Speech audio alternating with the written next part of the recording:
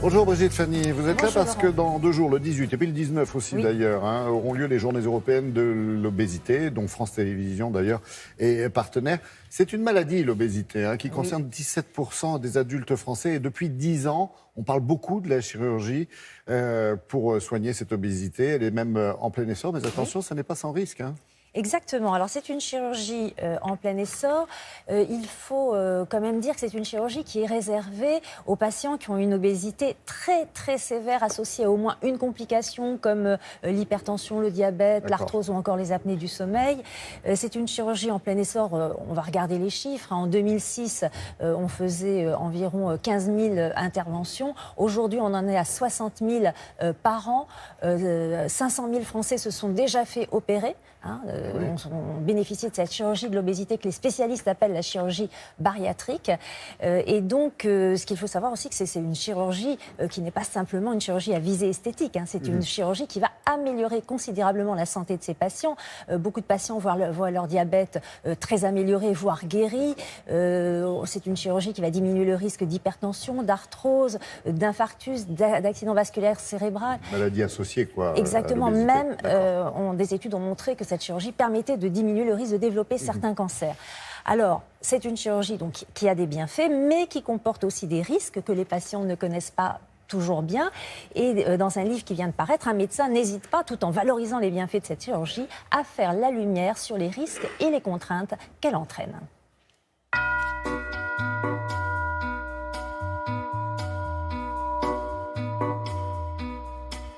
La chirurgie de l'obésité, comme toute chirurgie, comporte des risques de complications.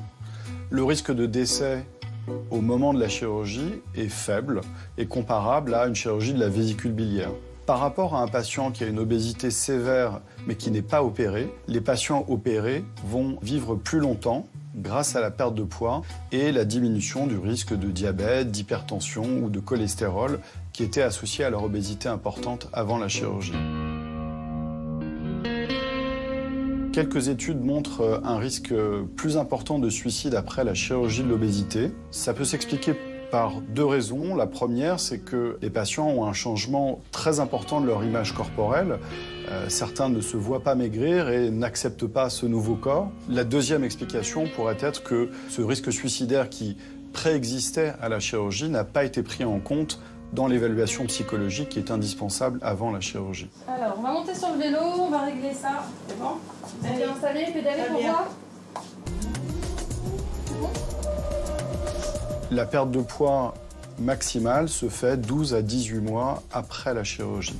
Par exemple, avec un bypass, on s'attend à une perte de poids de l'ordre de 30% du poids de départ.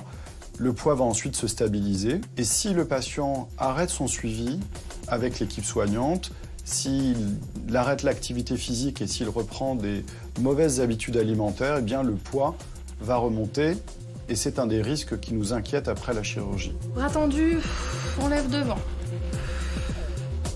La chirurgie de l'obésité engendre aussi des complications nutritionnelles qui correspondent à des carences en vitamines et en minéraux, mais aussi une perte de masse musculaire. Par exemple avec une chute de cheveux, des ongles qui peuvent devenir cassants, mais aussi une anémie. Ces risques peuvent être minimisés par la prise quotidienne de suppléments en vitamines et minéraux tout au long de la vie. Cette chirurgie de l'obésité n'est pas un acte ponctuel. Les patients s'engagent avant la chirurgie et après la chirurgie dans un parcours de soins qui implique une équipe pluridisciplinaire qui va les amener à des consultations régulières, des prises de suppléments, de la reprise de l'activité physique et parfois pour certains un suivi psychologique.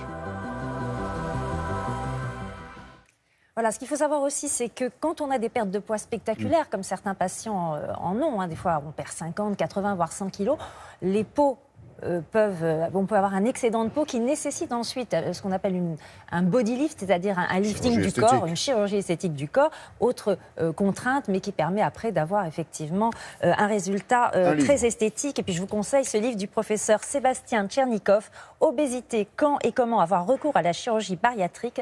C'est chez Marabout. Merci beaucoup, Brigitte Fanny.